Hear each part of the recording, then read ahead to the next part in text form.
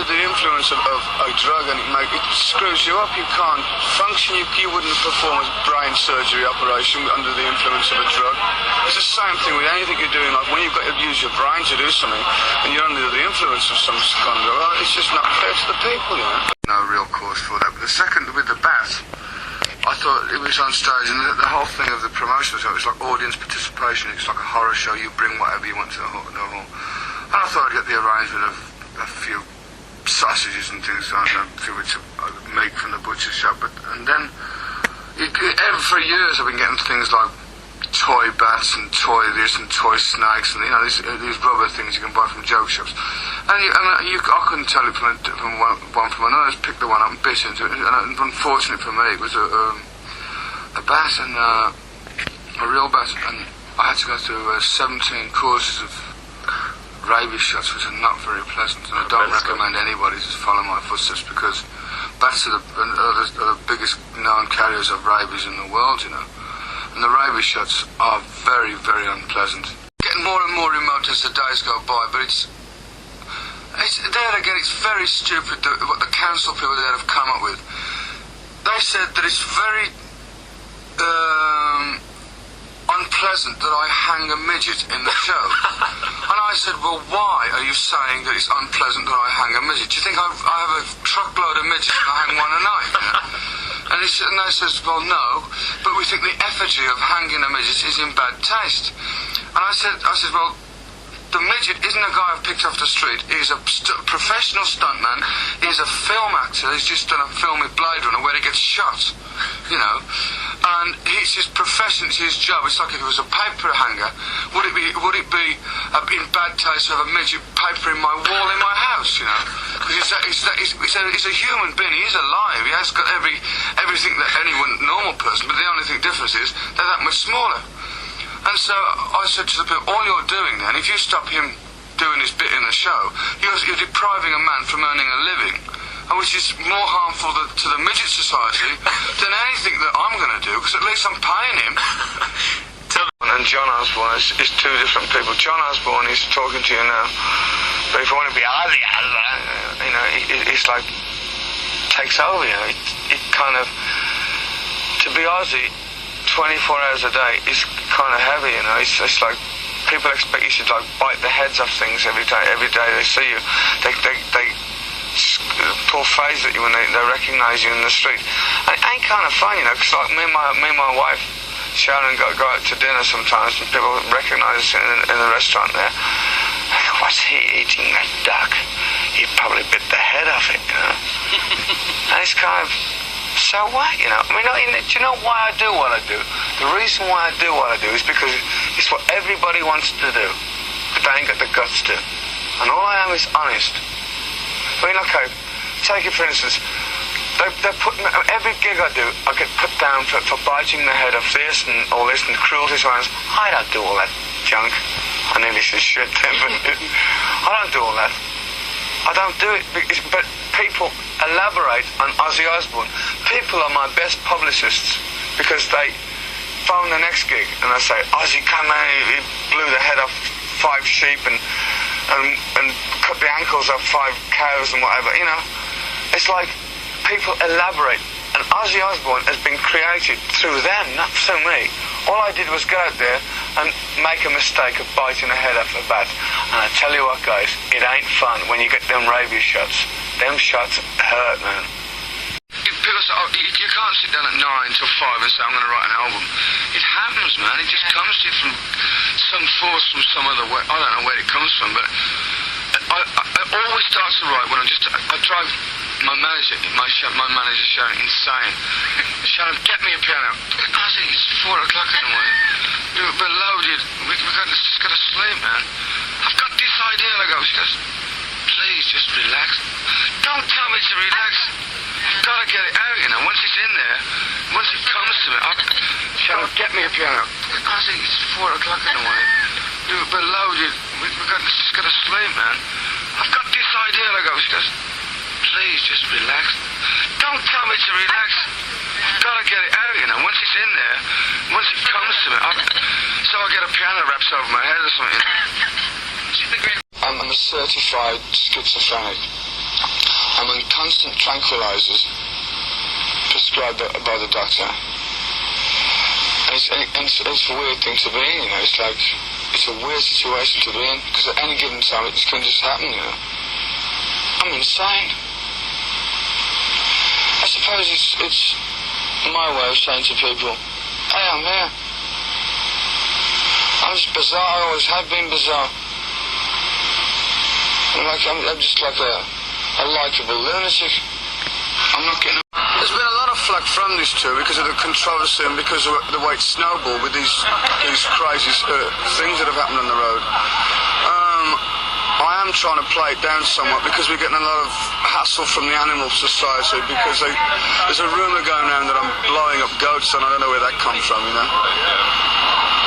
I mean, without all the effects we've got on the road, the show's a damn good show, you know, and a lot of people... I mean, like tonight we're doing a what we call a B show, because of the facility, we can't always use the props that we've got on the road. So when we can use the props, we call it the A show, and like tonight we can't use the props, so this is a B show tonight. But even so, the music still carries it off. I mean, every night I go on stage for the last 15 years. At the end of the night, I always say, good night, God bless you. Somebody said, why is this man taking the Lord's name in vain? Now, what can I do? They're just like a disease, you know, they won't let off, you know. I mean, it would be a different thing that if I went round their churches with banners or something like that. I don't want to know, you know. I mean, all I'm doing is trying to give people a little bit of fun. Like, I mean, rock and roll music isn't satanic at all. If anybody's ever played one of my records backwards and heard me say something, I can assure you and everybody out there that I've never intentionally done that on an album. I mean, I honestly believe the people that do invent these stories have got to be far more sicker in the mind than ever I am, because they invent them, you know. If you want to listen to anything backwards long enough, if it was a Frank Sinatra album, you could hear something. If you had that fixed in your mind that you could hear something, you would. I recorded the album and I thought, well, I'll let people know I'm still a recording artist and whatever. And I recorded the thing about January of last year, this Blizzard of Oz album. I didn't never realise it was going to be such a success as it looks like it's going to be. You know, in England it went straight in the charts at 7. It's doing well all over the world, you know. I've recently recorded yet a second album since before I came to the States. The new album's called Diary of a Madman, which is going to be released, I think maybe later on in the year. Because what we did, we recorded the first album, toured in England with it, held it back for America, so we could tour with it in the States. So people wouldn't think I'm just a recording artist. I am here. I know. The original idea was that I had bought these 2 doves to throw up in the air when I walked in to make this sort of, like I'm here. Well, I looked at these phrases and they were all like, I thought, well, threw the carcass on the table, which they all just went, you know, freaked them out, you know. I mean, that's the big deal. I mean, it's just a death. I do my best. Some nights is better than others, you know. I mean, I come off stage sometimes feeling depressed. The kids enjoyed it, and so that's all. In actual fact, that's all I'm there for, to make people walk away thinking, wow, it was a good show, you know. Then other times I thought I was pretty good, and they walked away thinking, you know, I think this is, you can never... a fun thing, you know. It's just like a fun madness. It's like, I think everyone has got a certain amount of craziness in them, and I'm the guy to unleash it for you, if you like. Man was to be as mad as everyone. I mean, on stages, I suppose it's on one side of me. But when I'm not doing the stage show, I'm a regular guy like you and everybody else is like to have a few beers, like to relax.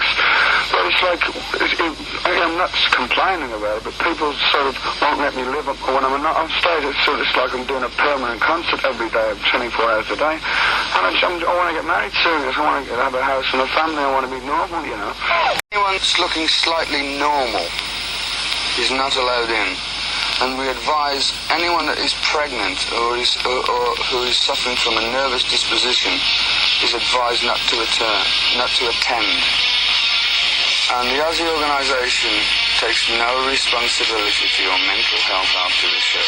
It's like the people that they expect not to do anything do the greatest things, you know. If everybody could be a rock and roller, there'd be everybody would be a rock and roller, you know, because it's fun, you know. The basic thing is it's a lot of fun. And it keeps you feeling young, it keeps you on the ball, it keeps you active, and it keeps you, most of all, I think, in communication with the people that are coming up behind you. Because most people of 33, 34 my age now, I can't even get through to them, you know. It's like a lot of people think, well, if I jump in, how am I going to get out, you know? It's like, is it that easy to get out, you know? The end, you know, is what next? If that's, I mean, it must sound like I've been in the game 14 years, you know. For me to be sort of, where does it go from here? I'm not putting it down because somebody likes it, so I've got no right to say I don't like it, so nobody should. If you like it, listen to it, man. Well, what do you? It makes it all worth it to me. You know, I'm being on the road. Sometimes gets tired, and you get your ups and your downs. But to get to a place like this, it's just so good. It's such a great feeling. You can't. I mean, it's very difficult for me just to explain what it's like. But it's just like I'm going to play in front of all these people. I mean, like when you do a live TV thing or a radio thing, you don't really physically know how many people you're getting to. But when you see them all there, you know. That's the story of my life. I can't do anything. I mean, I go and get a prescription for the headache pill, and suddenly I got the drug squad invades a chemist, you know, and I'm whipped out somewhere. Because, I always seem to end up in, like, you must be blessed by the same curse as me, you know. Must be. The most frustrating situation to me is the fact that I cannot play an instrument, so I rely on other guys to help me to get it together. And I have the greatest guy, the best person I've ever had in my life is a guy called Randy Rose, the guy, the guitar player with the band now. He's so tolerant. I mean, I'm nuts. I mean, I wake him up at 4 o'clock in the morning saying, "This incredible idea. Will you get up?" He goes, "Sure." Yeah, that's... Drugs. I still drink booze. Not to the point. I mean, I have the ability to say enough. Whereas a lot of these poor, unfortunate people say no. I took drugs like it was going out of fashion. But you know, one day I said to myself, hey man, that's a false existence, you know. Taking dope is a doper's attitude. It's like a freak. I'm not a freak. I've got a talent, a God-given talent, you know, to give to people. What I want to spoil it for by taking drugs? Drugs is for fools, man. I've had this thing from a very small child. I used to have these dreams, which I can't put. I mean, I've been to psychiatrists about this. I have dreams of my life and my death. I believe that I'm here for some reason. I don't know why. I don't know what the hell it's all about. And there's too many people for me complaining about how free we are, you know. And at any given time, it could all change. And I'm not saying I want it to change. I just I'd like to get up there and give people a good time. And people, you know, I've got this reputation of being a crazy. I suppose I am crazy. I mean, who's more crazy than me for entertaining kids or people building the biggest thing to blow us all to kingdom? Come on, I don't think so. There's an audience in Boston tonight. Do they look like the sort of people who want raw meat thrown at them? You be the judge. But most are at least aware of the allegations of animal abuse. Ozzy never does any of the stuff that he says. I bet you watch the concert. It's all a lie. He doesn't do what they say he does, like blow up pigeons, all that. He did once, he blew up he bit a bat's head off and everything, but he's pretty good at it, you know. He sings good and everything, everyone loves him, you know. There were twice as many police than normal, both inside and outside the garden tonight. Fans weren't permitted to take animals inside tonight's concert, although we saw at least one police dog ready to protect man or beast from abuse. A 1983 Oz Festival welcome for Mr. Ozzy Osbourne! And here comes Ozzy in one of the most incredible costumes I've ever seen in rock and roll. He looks something like an Indian. He looks something like who knows what. He's got huge feathers coming out of his hat, red and black, all the way down to the ground. I know what he looks like.